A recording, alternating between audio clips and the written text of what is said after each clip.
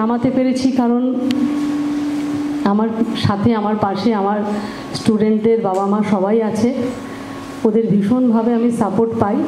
সাথে আশিসদা তো আছে, আশিসদা না হলে তো এই অনুষ্ঠান আমি জীবনে করতে পারতাম না। আমি যখন প্রথম বলেছিলাম যে আশিসদা এরকম একটা করতে চাই, খুব আমাকে উৎসাহ দিয়েছিল। ওই উৎসাহতে সত্যি আমি খুব উৎসাহিত হয়েছিলাম। তারপর সবাইকে পাশে পেয়েছি এবং পরবর্তীতেও যেন এরকম সবাইকেই পাশে পাই। Thank you. আমরা শুনলাম